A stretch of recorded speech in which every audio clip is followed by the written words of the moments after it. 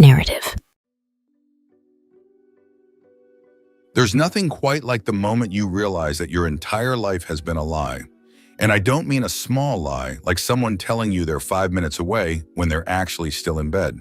No, I'm talking about the kind of lie that rips through everything you thought was real, leaving you standing there, wondering how the hell you didn't see it coming.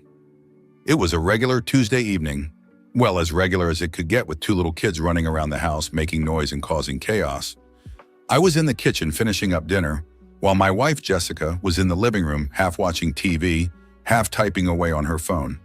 We had been married for 8 years by then, together for over a decade, and honestly, if you'd asked me at that moment, I would have said we were okay. Sure, the past year had been rough, more arguments, more silent dinners, but I thought we were just going through a phase like all couples do. But that night, something was different. Jessica wasn't just distant, she was practically on another planet. I could feel it in my gut, this gnawing sense that something was off. I tried to shake it off, telling myself that I was just being paranoid, but it was like a splinter in my mind that I couldn't ignore. As I set the table, I caught a glimpse of her reflection in the window. She was smiling, but not at anything on the TV. She was smiling at her phone. My heart sank. It was the kind of smile she used to give me when we first started dating, the kind that made me feel like the only person in the world. Now, here she was, giving that same smile to her phone. Dinner was quiet, too quiet. Jessica was barely eating, more focused on her phone than on the food or the conversation. What little there was of it. I asked her if everything was okay, and she just nodded, mumbling something about work being stressful. I wanted to believe her. I really did, but that splinter in my mind kept digging deeper. After the kids were in bed, I decided I couldn't just let it go. I had to know. So I asked her, point blank, what was going on.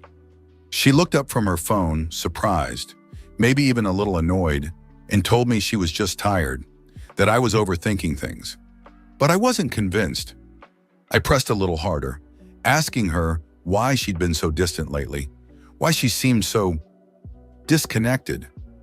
That's when she put down her phone and finally looked at me. Really looked at me.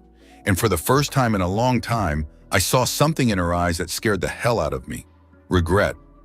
She told me that she wasn't happy, that she felt like the spark between us was gone, like we were just going through the motions. I was stunned. I mean, yeah, things had been tough lately, but I thought we were still solid. I thought we were still us. But hearing her say that, it was like the ground shifted beneath my feet. We talked, or rather, she talked, and I listened, too shocked to really say much. She said she loved me, but she wasn't sure if she was in love with me anymore. It was a lot to take in, and I didn't really know how to respond. So I just nodded and told her we'd figure it out. But deep down, I knew something was seriously wrong. The way she was talking, it was like she had already made up her mind about us, like she had already checked out of the marriage. And that smile she gave her phone, it haunted me. That night after she fell asleep, I couldn't stop thinking about it. I couldn't shake the feeling that there was something more going on, something she wasn't telling me. But I had no idea just how deep the rabbit hole went. Little did I know that Tuesday night was just the beginning. The real nightmare was yet to come. That night, I barely slept. My mind was racing, replaying every moment, every conversation, every little thing that might have hinted at what Jessica had just told me. I kept thinking about that smile she gave her phone. It wasn't just in my head. Something was definitely wrong, and I needed to find out what. The next day, I couldn't focus on anything. I went through the motions at work, but all I could think about was Jessica, her words from the night before, and that damn phone. I hated the way I was feeling, paranoid, suspicious, but I couldn't shake it. When I got home that evening, everything seemed normal. The kids were playing, Jessica was making dinner, but there was this tension between us that wasn't there before. We were polite, careful even, like we were both tiptoeing around a landmine that neither of us wanted to set off. After dinner, while Jessica was giving the kids a bath, I saw her phone on the kitchen counter. It was just sitting there, face down, almost like it was daring me to pick it up. I stood there for what felt like an eternity, my heart pounding in my chest. I knew I shouldn't invade her privacy, but I couldn't help myself. I needed to know. I grabbed the phone and, with shaky hands, unlocked it. Jessica wasn't the most secretive person, and she hadn't changed her passcode. I scrolled through her messages, feeling like a complete asshole, but at the same time, I was desperate for answers. And then I found it. There it was, a message thread with some guy named Adam. I didn't recognize the name, but as I started reading through their conversations, my stomach dropped. They weren't talking about work or kids or anything innocent like that. It was the kind of conversation you have with someone you're in love with, the kind you should only have with your spouse.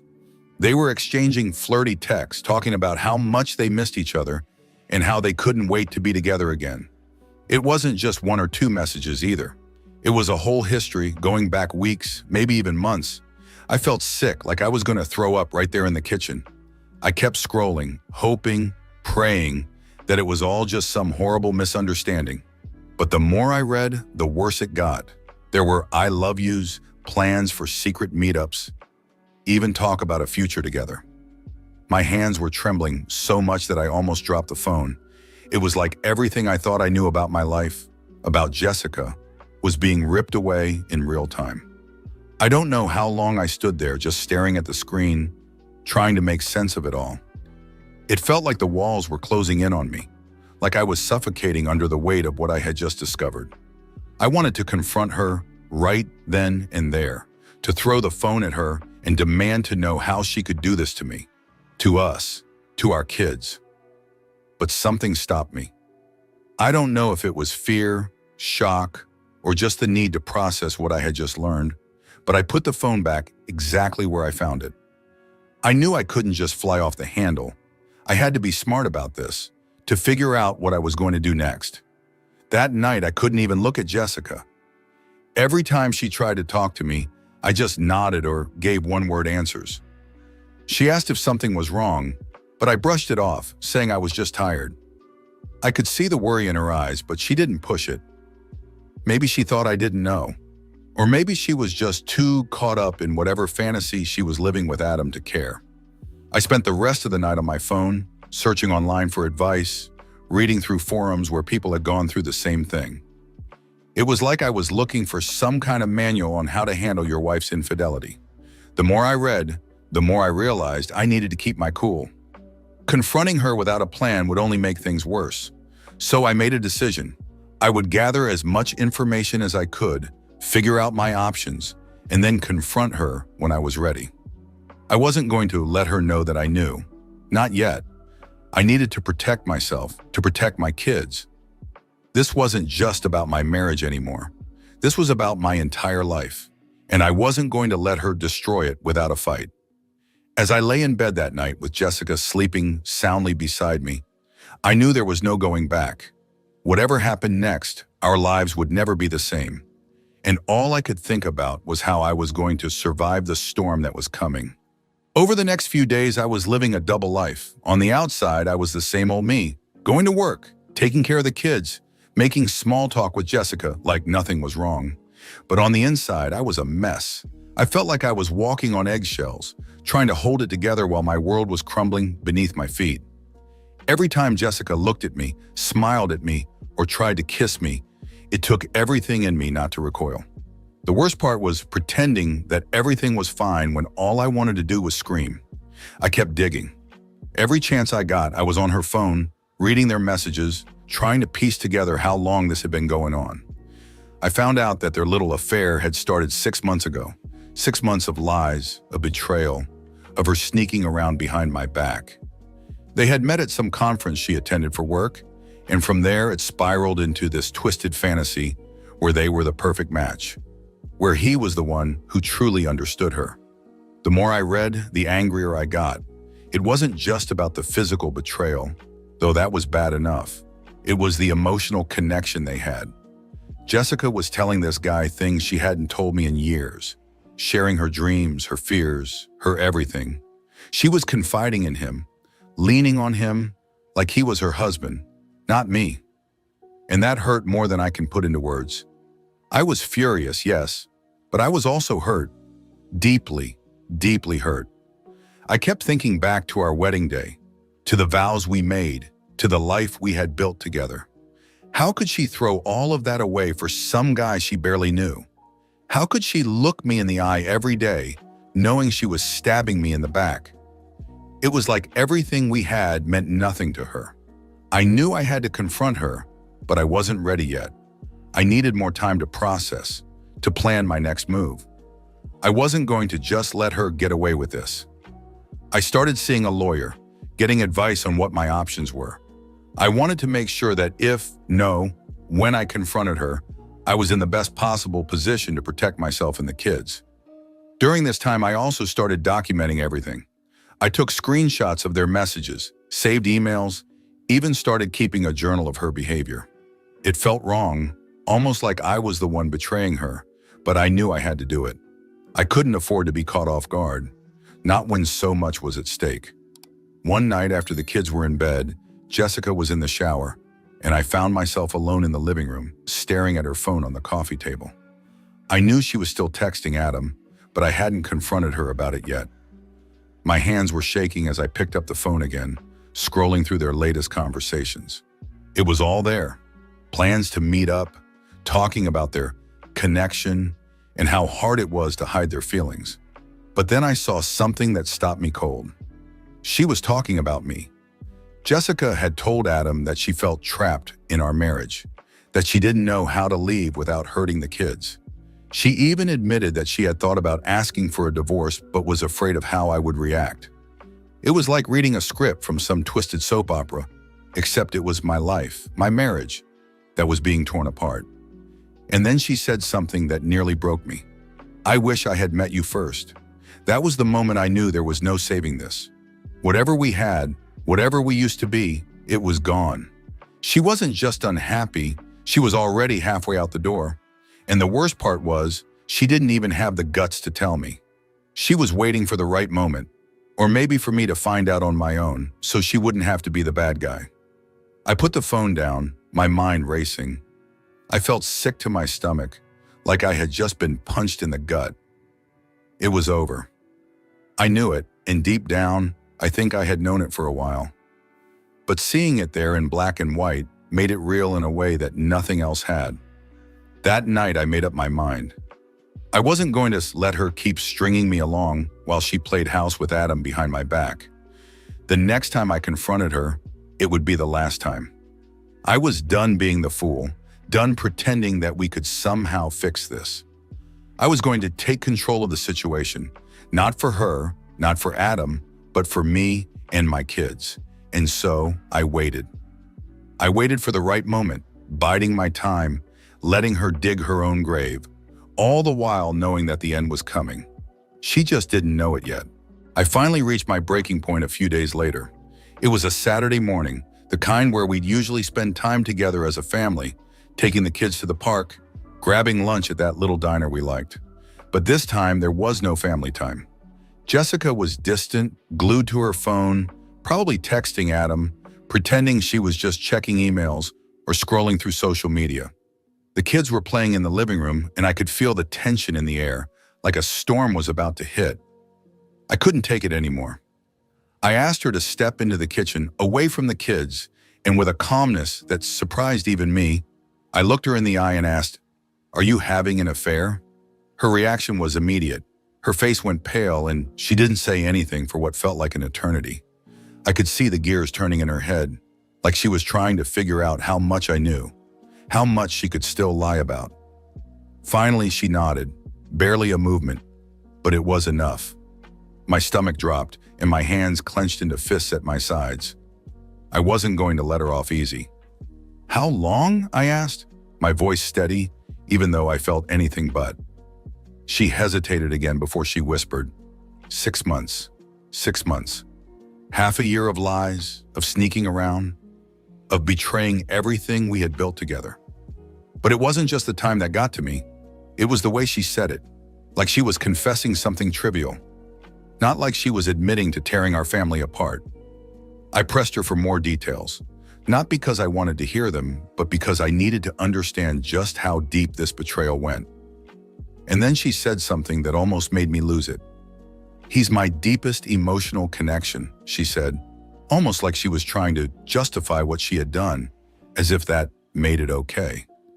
I couldn't believe what I was hearing. Emotional connection? What about our connection? What about our life, our kids, everything we had been through together? It was like nothing mattered to her anymore except this fantasy she had built up in her head. But I kept my cool. I had been preparing for this moment, and I wasn't going to let her see me break. Instead, I laid down the rules, the conditions for any chance of saving our marriage. I told her she had to cut off all contact with Adam, go to couples therapy with me, and respect the boundaries I was setting. I knew it was a long shot, but I had to try, for the kids, if nothing else. Her response? She actually had the nerve to get angry, to act like I was the one being unreasonable. She said she needed to see him one last time for closure. I couldn't believe it. Closure? What closure do you need with someone you were planning a future with behind my back? That's when I laid it out for her, plain and simple. "If he's so important to you," I said, "then pack your bags and go be with him." I think that shocked her more than anything else I had said. She looked at me, her eyes wide, like she couldn't believe I would actually stand up for myself. But I meant every word. If she was going to choose him over our family, over our kids, then I wasn't going to stick around and be her second choice. After that, she backed down, at least for the moment. She accused me of being controlling, of trying to manipulate her, but I didn't care. I knew what I had to do, and I wasn't going to let her guilt trip me into thinking otherwise. A few days later, she showed me a message she had sent to Adam, supposedly breaking things off. But I didn't trust it, not for a second. There was something in the way she presented it, like she was trying to prove something to me, but it didn't feel genuine. I knew she would try to keep in touch with him, maybe through another phone or a secret email. But I let it go, at least for now. I had more important things to focus on, like protecting my kids and preparing for the inevitable. By the end of that conversation, I could see it in her eyes. She didn't believe I would actually go through with leaving her. She thought this was just a rough patch, that we would somehow get past it, that I would forgive and forget. But I knew better. The damage was done, and there was no going back. I was already planning my next move. Not long after that confrontation, I decided it was time to speak with Jessica's father. We had always been close, and I knew he cared deeply about our kids. I felt like he deserved to know what was really going on, especially since he might be caught in the middle once everything came to light. I went to see him one evening, and we sat down in his living room, just the two of us. It was one of those quiet moments where you know the conversation you're about to have will change everything. He offered me a beer, and I took it, even though I could barely taste it through the knot in my throat.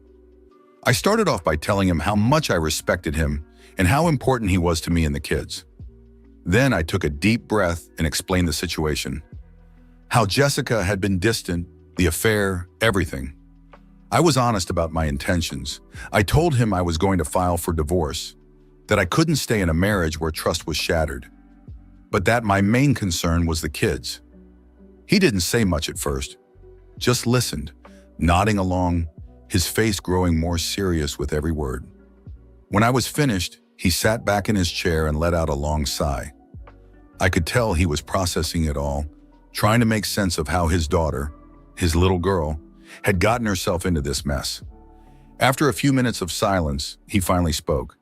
He told me he was sorry, that he couldn't believe Jessica had done this, and that he supported whatever decision I made. But most importantly, he assured me that he would be there for the kids, no matter what. That was all I needed to hear. Knowing that he would stand by them even as their parents' marriage fell apart gave me some peace of mind. Jessica, on the other hand, was furious when she found out I had spoken to her father. She accused me of trying to turn him against her, of airing our dirty laundry. But I didn't care.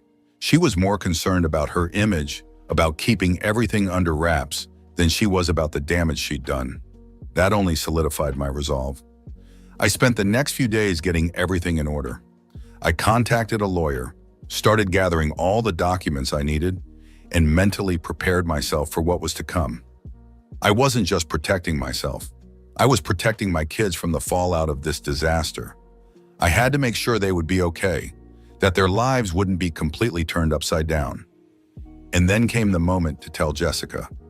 I handed her the divorce papers one evening after the kids were asleep. She looked at them like they were a bomb about to go off, completely shocked that I had actually gone through with it. She had never thought I'd really leave her. Not after everything we had been through, not after all the years together. She started crying, and for a moment, I almost felt sorry for her. Almost. But then I remembered all those nights I spent lying awake, wondering what had gone wrong, why she had chosen someone else over our family. I remembered the hurt in our kids' eyes when they asked why Mommy and Daddy were always fighting. And that sympathy disappeared. In the days that followed, I could see the reality setting in for her. She was losing the life we had built together, and it was all because of her choices. She tried to act like she was the victim, but I wasn't buying it. I knew better now. I wasn't going to let her manipulate me anymore. I was done playing her games. The divorce was happening, and I was moving on, with or without her cooperation. The day of our daughter's birthday party arrived, and to say I was dreading it would be an understatement. Jessica had insisted on hosting it at our old house, the one we had shared as a family before everything fell apart. She wanted to keep things as normal as possible for the kids, and I agreed to that. But what I didn't agree to, what made my blood boil, was that she had invited Adam, yes, him, to the party. I mean, can you believe that? She actually thought it was okay to bring her lover to our daughter's birthday, like he was just another guest, like nothing had happened. It was the most disrespectful thing I could imagine, and it was a slap in the face, not just to me but to our whole family. So I made a decision. I wasn't going to play along with her twisted idea of normal. I wasn't going to put on a fake smile and pretend like everything was fine while that man was in my house around my kids. But I also wasn't going to cause a scene in front of everyone, especially not on our daughter's special day. She deserved better than that. Instead, I came up with a plan. I decided I would go to the house before the party started, drop off our daughter's gift, and leave before anyone else arrived. I knew it would send a message, a clear one, that I wasn't okay with this situation. And I had one more thing in mind. Something that would really make Jessica and Adam think twice about the choices they were making. When I got to the house, the air was thick with tension, but I stayed calm. I knocked on the door and Jessica answered, her face going pale when she saw me standing there with the gift. I could see Adam in the background, trying to avoid my gaze, probably hoping I wouldn't make a scene. But I wasn't there for a confrontation. I was there to reclaim a little bit of my dignity, to remind them both that I wasn't some pushover they could walk all over. I handed Jessica the gift, a beautiful dollhouse our daughter had been asking for all year, and told her to give it to her when the party started. Then I turned to leave, but not before dropping my final surprise. I had prepared a short letter, something simple, but with a clear message. I told Jessica that while I couldn't be there, I hoped she would take a moment to read the letter aloud before the cake was cut. I walked out without looking back, got in my car, and drove to my parents' house where the kids were supposed to come later. As I drove, I imagined the scene unfolding. Jessica, confused but curious, opening the letter in front of Adam and the other guests. The letter was addressed to our daughter, but it was really meant for everyone in that room, especially for the two people who had caused so much pain. In the letter, I wrote about how much I loved our daughter, how proud I was of her, and how I wished I could be there to celebrate with her. But then, I added a line about how sometimes when people make bad choices, they lose the chance to share in special moments. I ended by telling her that, no matter what, I would always be there for her and her brother, that I would never let them feel unloved or unwanted. I didn't need to be there to know the impact that letter would have. It wasn't about causing drama. It was about setting the record straight, about showing that I was strong enough to stand up for myself and my kids, even in the face of betrayal. Later that night, when the kids were back at my parents' house, I asked them about the party. They said it was fun, but they didn't mention Adam at all. I knew then that my plan had worked. I had taken a stand, and it was clear that Jessica and Adam were shaken by it. They had crossed a line, and now they were feeling the consequences. As for me, I felt a strange sense of peace. I had done what I needed to do, and I was ready to move forward. I knew it wouldn't be easy, and there were still plenty of challenges ahead, but I was done letting them control my life. I was done playing by their rules. From that day on, I focused on building a new life for myself and my kids. A life where we didn't have to pretend or put up with lies. A life